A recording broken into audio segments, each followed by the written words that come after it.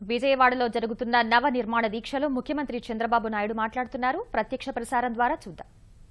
ద్వారా పనిచేస్తున్నాను. ఈ రోజు మీరు ఒకసారి చూడండి, మీ ఊర్లో వర్షం ఎంత పడిందో మీకంటే ముందు నేను చూసుకునే అవకాశం వస్తుంది. మీ ఊర్లో భూగర్భ జలాలు ఏ విధంగా ఉన్నాయో నేను చూసుకునే అవకాశం వస్తుంది. మీ ఊర్లో ఒక చెరువు ఉంటే చెరువులో ఎన్ని నీళ్లు ఉన్నాయో నా కంప్యూటర్లో నాకు కనపడుస్తుంది. మీ ఊర్లో ఒక వీధి దీపం ఉంటే ఇప్పుడు అన్ని రాష్ట్రంలో అన్ని గ్రామాల్లో అన్ని మండలాల్లో మున్సిపాలిటీల్లో 5,50,000 వీధి దీపాలు ఎల్ఈడి బిల్ పెట్టాం.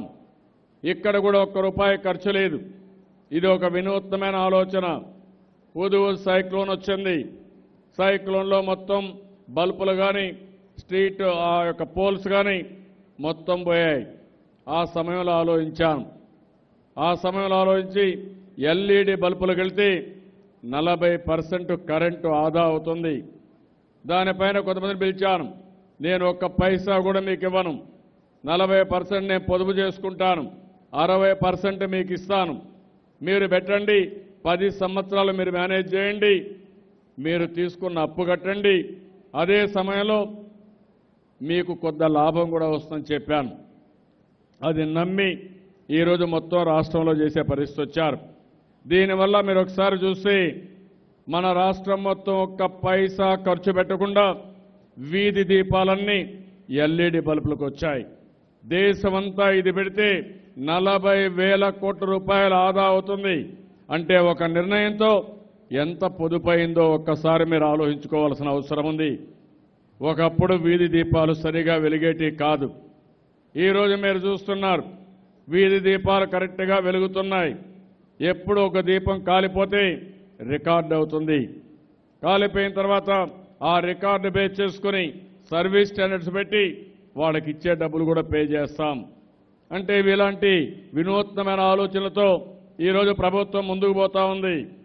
రేపు ఇంకొక విషయం మీరు చూస్తే, మీరు టీవీలు పెట్టుకున్నారు, కేబుల్ టీవీలో మీరు చూస్తున్నారు, మీకు కావాల్సిన కనెక్షన్స్ అనే వాళ్ళు ఇస్తున్నారు. నేను ఈరోజు ఫైబర్ గ్రిడ్ తీసుకొచ్చాను. అంటే దానికి కావలసిన వైర్ తీసుకురావడానికి మామూలుగా అయితే భూమిలో వేయాలి. భూమిలో వేస్తే 5,000 కోట్లు అవుతుంది. 5,000 కోట్లు మన దగ్గర డబ్బులు లేవు. దానిపై నేను ఆలోచించి మనకు కరెంటు పోల్లో వచ్చే వైర్తో సమానంగా ఇంకొక వైర్ తీసుకొచ్చాను. ఇది 332 కోట్ల రూపాయలతో అయిపోయింది. దీనికి ఒక ట్రిపుల్ ప్లే బాక్స్ కావాలి. అవన్నీ ఆర్డర్ చేశాం. మన దేశంలో లేకపోతే చైనా నుంచి తెప్పిస్తున్నాం. మొన్నే ఇన్ఫర్మేషన్ మినిస్టర్ కూడా దానిపైన శ్రద్ధ పెట్టి మ్యానుఫ్యాక్చరింగ్ ఇక్కడే పెట్టమని వాళ్ళకి ఆదేశాలు ఇచ్చాడు, పిలిపించారు.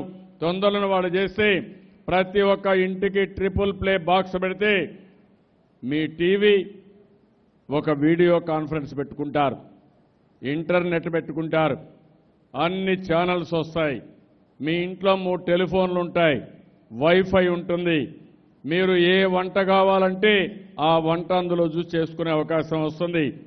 మీరు ఏ వ్యవసాయం చేయాలంటే, ఏ పంట వేయాలంటే ఒకసారి ఇక్కడ చూసుకొని నేరుగా పొలానికి వెళ్ళి పని చేసుకునే అవకాశం వస్తుంది. ఎవరైనా పిల్లలు ఆ రోజు స్కూలుకు పోకపోతే, ఆ రోజు సిలబస్ మిస్ అయిపోతే నేరుగా టీవీ పెట్టుకొని చదువుకొని నెక్స్ట్ డే స్కూలుకు పోయే పరిస్థితి వస్తుంది. అంటే ప్రపంచాన్ని మీ ఇంటికి తీసుకొస్తున్నాం. రేపు రాబోయే రోజుల్లో ఇక్కడ నేను మాట్లాడుతూ ఉంటే ఇంటి దగ్గర మీరు కాఫీ తాగుతూ దర్జాగా టీవీ చూసుకొని నాతో మాట్లాడే అవకాశం వస్తుంది. వినడమే కాదు, మాట్లాడడం కూడా. ఇది ఒక వినూత్నమైన ప్రయోగానికి శ్రీకారం చుట్టాం. ప్రపంచంలో ఎక్కడా లేదు. అలాంటి ప్రయోగానికి శ్రీకారం చుట్టిన ప్రభుత్వం మన ప్రభుత్వం అని చెప్పి కూడా నేను మీకు తెలియజేస్తున్నా. ఇదే మాదిరిగా నేను ఇంత మునిపే చెప్పాను, చాలా యాప్లు డెవలప్ చేశాం. మీ పొలంలో ఏదైనా పంటకు తెగులు వస్తే నేరుగా మీ సెల్ ఫోన్లోనే డౌన్లోడ్ చేసుకుని అక్కడి నుంచి ఆర్టిఫిషియల్ ఇంటెలిజెన్స్ ద్వారా మీరే చూసుకునే అవకాశం వస్తుంది. ఏ మందు వేయాలి, ఎన్నిసార్లు వేయాలి, మళ్ళీ బాగొచ్చిందా లేదా, తెగులు పోయిందా లేదా మళ్ళీ టెస్ట్ చేసుకునే ఫెసిలిటీ మీకే ఇస్తున్నాం. మీరు ఊహించుండరు, ఎక్కడన్నా ఒక ఏవైతే థండర్ బోల్ట్స్ ఉన్నాయో ఏడు పిడుగులు ఉన్నాయో ఆ పిడుగు పడితే 45 నిమిషాల కంటే ముందు నేరుగా మీకు చెప్పే అవకాశం వస్తూ ఉంది. మిమ్మల్ని హెచ్చరించే అవకాశం వస్తూ ఉంది. రేపు రాబోయే రోజుల్లో మీరు మెట్ట పైరులో పంటేస్తే మీ పొలంను ఆధారంగా చేసుకుని మామూలుగా ఆ భూమి యొక్క తరహా ఏంటి, ఏ పంట వేశారు, ఎప్పుడు వర్షం పడింది, పడినప్పటి నుంచి ఎంత ఎండ కాసింది, మీ భూమిలో తేమ ఎంత ఉంది, అవన్నీ కూడా నేరుగా నా కంప్యూటర్లో చూసే పరిస్థితి వస్తుంది. భూమి మీది ఎక్కడో మారుమూల ప్రాంతంలో ఉంటుంది. నా కంప్యూటర్ ఆన్ చేస్తే తేమ విషయం కూడా మీకు తెలియదు, కానీ నేను నేర్చేసుకుని తద్వారా మీకు ఏం చేయాలో చెప్పే పరిస్థితి వస్తుంది.